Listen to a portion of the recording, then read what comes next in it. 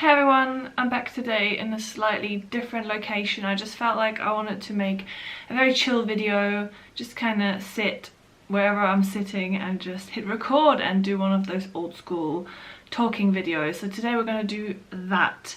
I mean, it's unlikely that you've missed it, but England has gone back into a lockdown, so this is lockdown 2.0 basically. And it's nearing Christmas, and I think a lot of us are feeling, you know, a little bit down about it, so I'm no exception. But I just wanted to kind of update you on what I've been doing, how I'm feeling and all that stuff, because a lot of you seem to be interested in that. Before we get into all of that, today's video is sponsored by, you guessed it, Skillshare.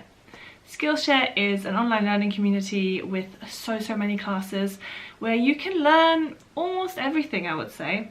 So as we are in lockdown 2, I'm personally kind of taking the time to learn a few more things, but not in a like pushy way. I'm like trying to also learn things that are kind of just, you know, chill hobby things that I can do, because I think a lot of us are feeling quite stressed about it. So something like Skillshare can actually encourage you to also just kind of chill a bit more. So for a while I've been interested in trying a new hobby, and I've been kind of buying loads of things relating to resin, and I've been experimenting with it just by myself for a while, but now I wanted to take a little class on it and actually see what else I can do. And the class I've chosen for that is called Abstract Art Intro to Fluid Painting with Resin by Tiffany Egbert. And it's a very short class, so it's very like easy to just kind of fit it in, and it's been really interesting to just kind of see that you can also paint with resin, because I've been mostly doing resin casting. On a more serious note, a lot of you may know that I have my own kind of business outside of YouTube and my full-time job. So another thing that's really been interesting to me is how to price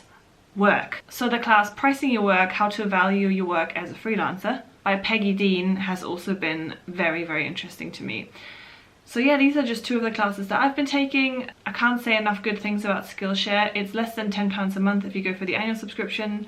And as every time, the first 1,000 people who click the link in my description will get a free trial of Skillshare Premium. So thanks so much Skillshare for continuing to sponsoring this channel. And now let's get on with the rest of the video. So first of all, it feels like I need to update you on my uni stuff. Also, I'm sorry, I'm on a spinny chair. I'm sure a lot of you are triggered by that, so I'm going to try and just sit still.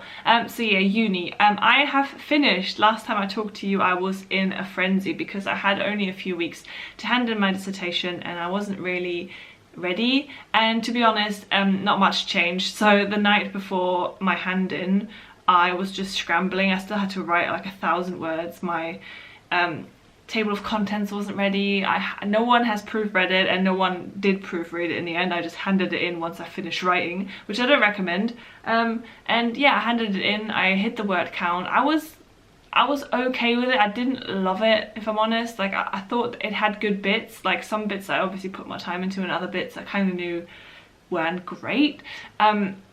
So I kind of expected that I wouldn't know my grade for that for ages, but it actually came back I think after 2 or 3 weeks, and I can now tell you that I did pass. I passed. So the dissertation module was split into the dissertation and the dissertation proposal, and both together I achieved a 68%, which is like the equivalent of a 2-1 or merit, but that's just the dissertation module. So then they calculate your entire module grade, which I actually haven't gotten my formal like degree they send you in the post. I think I'm not going to get that until January, but using the degree calculators I found online, I should have achieved just a distinction. So I think my final grade is like 69.6, and they round up to the nearest full percentile, and that would be 70%, which just about qualifies me to get a distinction. So just scrape by basically.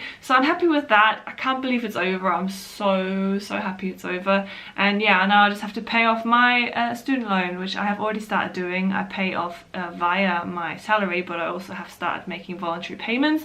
A lot of you are probably going to be like, no, don't make voluntary payments, because when you take out a loan, like an undergrad loan for like 30 or 40 grand, there really is no point in making extra payments, because you're kind of unlikely to ever make a real dent in it, and it gets written off after 25, 30 something years. so you actually come out cheaper if you don't make voluntary payments. But because mine is a postgrad loan, and until recently it had a interest rate of 6.4, and now it has 5.8, I think, which is still high.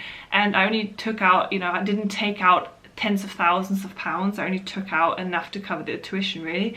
And the fact that I have such high interest rate, if I don't pay towards it on top of my salary, I'll basically pay this loan for the next 20 years and actually end up paying back way more than I took out. I've already accumulated like 900, maybe not 900, like 700 pounds of just interest, and it's not a big loan. So for me, if I just tackle it and I just get rid of it in the next sort of 3 years, I come out cheaper, even though it's a bit painful to do.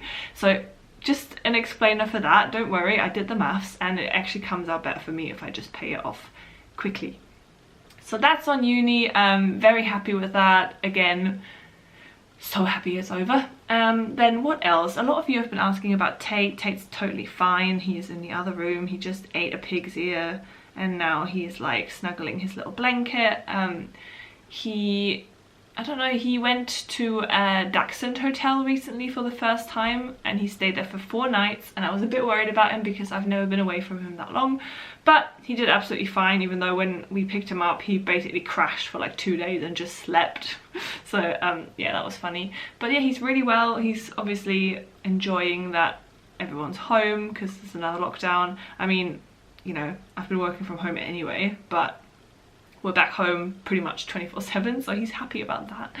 And then otherwise, I've been so, it sounds really weird, but I've been so incredibly busy with my other business. So my other business, Condomaniac, is a condiment company. We do seasonings and sauces, and I don't know, it just kind of kicked off a while ago, and we've just been shipping hundreds of orders a week, like absolutely hundreds. And it's just been growing so fast that it's been hard to keep up. So it's great, like I'm happy about it, but it's just been nerve-wracking and just a lot of work, really. I can't really say anything else about it. So that's that. Again, exciting but scary at the same time. And then otherwise, I mean, it's 2020, not much is going on for me anyway. I really want to go back to Germany, but Germany's kind of in a lockdown light as well, and they might go into a stricter lockdown because their numbers are going up. So I don't think I'll see my family at all this year. It looks very unlikely. It doesn't even look likely that Christmas in this country is going to happen like it usually would. So I'm not really too hopeful. I'm hoping I can go back to Germany next year, maybe in the spring at some point. And yeah, I've been planning to do so many like things. I wanted to renovate the room I'm in right now in my house, but because of the company going crazy and again us being in another lockdown, that's been kind of difficult. So everything's kind of on hold. There's a lot of things I want to do, not many things I can do, and I'm just really looking forward to Christmas, even though it's probably going to be a bit weird this year. I'm pretty big on Christmas. I just love, you know, slowing down. I love decorating. I love drinking mulled wine. Just, you know, listening to the same cheesy songs. It just kind of puts me in a good mood. Like it's kind of like a little bubble that I'm in, and I'm just like, nothing can hurt me. It's Christmas. So I really look forward to that, getting the fireplaces going again. And I also just love gift giving. I don't mind receiving gifts, but I much prefer giving gifts. I just love thinking about what to get someone. I love wrapping presents. I just love everything about that kind of thing. So I'm kind of, you know, I'm getting into my happy zone. Also, autumn is my favorite season, so I'm kind of loving, you know, the leaves changing. I even love the rain. I come from a place where it rains kind of more than it doesn't. So it just kind of puts me in a homely mood. It makes me a bit homesick at the moment because I haven't been home in over a year now, and I haven't seen my family, and that's obviously, I think most of us have that same worry, whether or not you live close to your parents or not.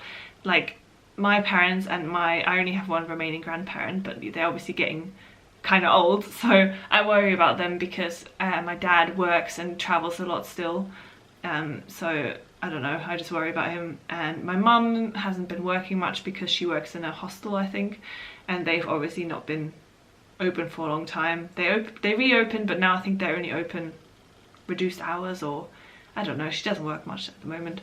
And then my nan is very old I say very old, she's not very old, but she's kind of old, and yeah, she hasn't been able to get out much because of this whole thing, which I feel sorry for her for that. But yeah, I think that's pretty much it. I mean, it wasn't actually that much as I thought. I thought I had loads to say, but I kind of didn't. I just wanted to give you kind of an honest update and talk to you. And actually another thing I kind of wanted to talk about is that I haven't, again, I hate when people do that. Like, I follow channels and I really hate when they constantly say, oh, I'm sorry I haven't uploaded, like I'll upload more. I'm not going to promise you anything, but I am aware that I haven't uploaded much, and that is mostly due to being super busy with my business.